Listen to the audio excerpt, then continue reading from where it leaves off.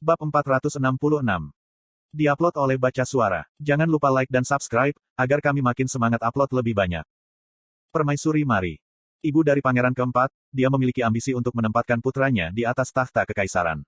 Setelah Permaisuri Arya wafat dan menawan hati kaisar, dia membangun hubungan yang kuat dengan para bangsawan dan mengatur ulang Red Knight menjadi anggota tubuhnya sendiri. Pada suatu waktu, Red Knights dinilai lebih lemah daripada Red Knights dari generasi sebelumnya. Tapi sekarang, justru sebaliknya, para Knight saat ini menerima instruksi dari Sword Duke Limit yang tercerahkan dan memiliki kekuatan Great Swordsman. Tidak mengherankan, jika Red Knight modern dinilai jauh lebih baik daripada Knight masa lalu. Berkat itu, posisi Mari semakin meningkat. Apapun niatnya, dia dengan cemerlang melatih Red Knight, membuat Kaisar lebih disukai padanya. Awalnya, Mari seharusnya senang. Namun, itu sebenarnya sakit kepala. Sejak 5 pilar diperoleh, Kaisar mengakui Red Knight sebagai ubin yang bisa digunakan lagi. Jumlah tugas yang diterima Red Knight dari Kaisar berangsur-angsur meningkat, menyebabkan seringnya celah dalam angkatan bersenjata Mari. Juander, aku tahu kamu mencintaiku, tapi, tidak mungkin bagiku untuk mengendalikanmu. Dia bukan Kaisar dari kekaisaran untuk apa-apa. Tidak mudah baginya untuk tertipu oleh hatinya. Tidak peduli seberapa keras dia mencoba, dia tidak bisa sepenuhnya membuatnya di bawah kakinya. Dia merasakan krisis, karena Asmopel diculik oleh seseorang, dan membentuk kelompok baru sebagai naluri pertahanan. Dia akan menggunakan anjing yang hanya setia pada dirinya sendiri, di luar jangkauan Kaisar dan bangsawan lainnya. Setiap 4 bulan sekali, 2 bulan penuh akan tumpang tindih dalam satu malam. Ketika perairan pesisir Brinichi mengalami air surut, jalan rahasia akan terungkap. Jalan ungu menuju ke jurang yang dalam di laut. Itu menuju ke arah Siren. Benar sekali. Awalnya, Siren adalah tempat yang hanya bisa dimasuki setiap 4 bulan. Namun, sejak diungkapkan oleh Yufemina, banyak layar berkunjung ke sana dan berhasil menemukan beberapa jalur baru. Sekarang, Siren menjadi tempat yang bisa dikunjungi kapan saja. Apakah itu benar-benar ada? Rap. Berdasarkan kecepatan Wyvern, itu adalah tempat yang bisa dicapai dengan terbang selama 2 jam dari Gurun Reidan. Katz menelan ludah, saat dia mengkonfirmasi pusaran air raksasa yang berputar-putar di tengah. Mereka harus terbang ke pusaran air untuk memasuki Siren. Katz tidak bisa memahaminya. Jika kita jatuh di sana, bukankah kita 100% mati? Tentunya orang-orang ini tidak mencoba membunuhnya, karena mereka tidak menyukainya. Katz tidak percaya pada rekan-rekannya, karena dia baru saja bergabung dengan tim. Dia tidak bisa mempercayai orang-orang, karena lingkungan tempat ia dibesarkan. Dia bertempur melawan saudara-saudaranya yang berdarah, tentang siapa yang akan menjadi penerusnya. Bagi Katz, mempercayai manusia tidak mudah. Aku tidak tahu, mengapa kamu begitu pemalu. Sebagai keturunan pejuang independen, Pigsword membenci orang Jepang yang membuat pernyataan rasis seperti Alexander dari Rusia. Untungnya, Katz tidak keberatan dengan nadanya. Dia tidak melupakan kesalahannya, dengan mengabaikan dan mengkritik orang Korea di masa lalu. Katz mungkin memiliki kepribadian yang egois, tapi dia bukan tipe orang yang menyangkal kesalahannya. Aku mengerti mengapa kamu membenciku. Aku ingin meminta maaf atas sikap dan ucapanku di masa lalu. Petik 2. Pigsword merasa malu dengan reaksi Katz yang tak terduga. Katz yang ia tahu adalah bajingan. Dia tidak menunjukkan sikap yang lembut di masa lalu. Bukankah dia orang jahat? Bagaimana seharusnya dia merespons? Katz menendang pantat Pigsword yang khawatir. Kenapa kamu tidak meminta maaf? X ini. Sword Pig jatuh ke pusaran air yang merupakan pintu masuk dan Katz memeriksa untuk melihat, apakah dia sudah mati atau tidak. Pon dan Regas tertawa seolah mereka menganggapnya lucu. Huroi memperhatikan keempat orang gila itu dan menyadari lagi. Orang normal jarang ditemukan di Overgearet. Aku harus tetap waspada, agar grid tidak rusak. Huroi adalah seseorang yang spesialisasinya berbicara tentang orang tua. Melihatnya secara objektif, dia adalah orang yang paling sampah di Overgearet. Water Clan. Karakteristik fisik mereka sangat mirip dengan manusia. Mereka tampak seperti manusia yang terpisah dari insang di pundak dan lengan mereka, serta sisik berkilau di paha mereka. Sangat mudah untuk menganggap mereka sebagai manusia yang bisa hidup di air. Namun, kekuatan dan magic power mereka beberapa kali lebih tinggi dari manusia normal dan resistance-nya tinggi. Jika mereka tidak memiliki kelemahan fatal yaitu kesuburan rendah dan tidak bisa hidup lama di darat. Mereka akan membangun peradaban yang akan melampaui manusia. Aku menemukan cara untuk memanfaatkan magic power yang terkumpul di jantung mereka. Pergi ke Siren sekarang dan dapatkan sebanyak mungkin jantung. Tidak, terima semuanya. White adalah salah satu player terbaik dari Blood Carnival. Setengah tahun yang lalu, dia bergabung dengan Rose Knight yang melayani Permaisuri Mari, dan sejak itu setia kepada Mari. Mari adalah satu dari sedikit orang yang bisa memuaskan hasratnya. Nasib buruk tidak cantik. White teringat tentang penjelasan dan perintah Mari, sambil melihat sekeliling Siren. Dia melihat sebuah istana pasir muncul di tengah kerajaan bawah laut yang indah. Eschente tertawa, melihat Water Clan terbunuh saat mereka melarikan diri. Jarang memiliki keindahan. Apakah kamu pikir, Water Clan itu bodoh karena mereka ikan? Mengapa membangun istana dengan pasir? Eschente adalah anggota Blood Carnival seperti White.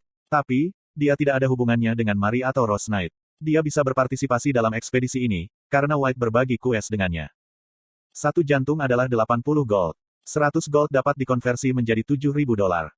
$70.000 jika 1000 jantung. Kukuk, ini bukan kues triple S. Ini kues yang sangat menguntungkan. Selain Eschente, banyak pemain Blood Carnival berpartisipasi dalam ekspedisi ini. Sebanyak 30 orang, sekitar sepertiga dari Blood Carnival dikumpulkan di Siren. Blood Carnival adalah kelompok yang mengkhususkan diri dalam pertempuran dan pembantaian. Jadi, kemampuan 30 dari mereka berkumpul sekaligus, itu di luar imajinasi. Mereka juga merekrut tentara bayaran atau mengumpulkan kolega. Jadi, ada hampir 1000 orang. Level rata-rata adalah 233. 7 guild, overguard, kelompok orang-orang itu bahkan tidak bisa memberi mereka kartu nama. Orang-orang Blood Carnival bangga dan kuat. Slot iklan. Kamu bisa pasang iklanmu di sini. Prajurit Water Clan yang tidak terbiasa berperang, hanyalah mangsa di depan mereka. Seokeok. Kota Siren. Setelah membunuh seorang lelaki tua yang menggigil di satu sisi, Eschente tertawa, ketika dia mengalahkan 2 tentara yang berlari dengan agresif dalam suksesi. Mudah, sangat mudah. Level mereka terlalu rendah. Alih-alih 1000, aku akan menangkap 1 juta. Level rata-rata dari ribuan warga sekitar 100, sementara para prajurit memiliki level rata-rata 180. Satu variabel bisa menggunakan sihir atribut air, tapi itu sudah diharapkan. Itu bukan ancaman, karena mereka memakai item untuk meningkatkan resistensi terhadap atribut air, sebanyak mungkin. Water Clan. Mereka adalah mangsa yang lemah dan mudah masing-masing bernilai 80 gold. Blood Carnival dan pasukan mereka dipenuhi dengan kegembiraan, saat mereka memulai pembantaian. Kota air dan pasir yang indah dari kerajaan Siren, langsung diwarnai dengan darah. Pangeran Gulong ketiga tiba di medan perang terlambat dan berteriak. Manusia jahat. Water Clan tidak agresif. Mereka tahu kepuasan dan tidak mudah mengingini hal-hal. Bagi mereka, ras manusia yang tidak peduli menipu, mencuri, atau membunuh orang lain adalah target jijik. Mengapa? Mengapa kamu datang ke kedalaman lautan untuk menyerang dan membantai kami? Bahkan wanita dan anak-anak yang tidak bisa menyerang. Gulong mengayunkan pedang ke arah Eschente. Eschente terkejut saat dia memblokir serangan itu. Itu karena setelah pertukaran pedang, Gulong mencondongkan tubuh ke depan dan menubruk Eschen dengan bahu sekeras batu. Dia bukan hanya seorang pejuang, tapi seorang pejuang yang mampu melakukan taktik. Eschen tertabrak dada dan terbang jauh, tapi segera bangkit. Mulutnya berputar dengan cara yang buruk. Apakah benar-benar ada artinya menangkap ikan? Ikan sialan ini. Orang yang memalukan. Gerakan Gulong menjadi lebih agresif, saat dia diprovokasi. Itu lebih kuat dan lebih cepat, karena memaksimalkan efek ilmu pedang cepat. Tapi, itu juga meninggalkan celah. Eschente melakukan serangan balasan dengan perisai, dan memukul rahang Gulong. Aha, sangat mudah untuk melawan bajingan bodoh. Petik 2. Gulong adalah seorang NPC bernama. Jika Eschente dapat menangkap NPC ini, bukankah dia akan menerima setidaknya 100.000 gold? Eschente yang rakus, mulai mendorong di Gulong. Namun, Gulong lebih kuat dari yang ia kira. Kemajuan ketiga Eschente tidak bisa menjatuhkannya. Dan akhirnya, dia didorong ke pertahanan. Seseorang tolong. Eschente terlambat menyadari dan berteriak mendesak, tapi tidak ada yang membantunya. Blood Carnival hanyalah sebuah grup yang diciptakan untuk berbagi informasi yang bermanfaat satu sama lain. Tidak ada keinginan untuk saling membantu. Jika tidak ada aturan minimum, mereka sudah saling menikam di belakang. Blokir dengan tanganmu sebelum kamu mati. Itulah yang kamu dapatkan, karena terlalu serakah. Kiak-kiak, lihatlah bentuk yang tidak pantas itu. Menyedihkan. Petik 2. Teman-teman Eschente mengejek daripada membantunya. Dasar bajingan. Setelah melewati krisis ini, Eschente ingin meneruskan perhatian kepada yang lain.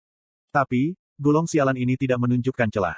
Setidaknya, 3 kelas kemajuan ketiga yang bekerja bersama, akan diperlukan untuk menyerang dia. Kenapa aku menghadapi monster ini? Dia hanya mengumpulkan 27 jantung. Dia hanya mendapatkan 2160 gold, dan kerugiannya akan terlalu besar jika dia mati. Aku hancur. Saat Eschente merasa frustrasi. Kiak. Ibu, ayah. Blood Carnival dan pasukan mereka mulai meningkatkan kecepatan pembantaian mereka. Mereka memasuki rumah-rumah terkunci dan membunuh orang-orang yang bersembunyi di dalamnya. Terlepas dari jenis gender atau usia. Jeritan wanita dan menangis anak-anak.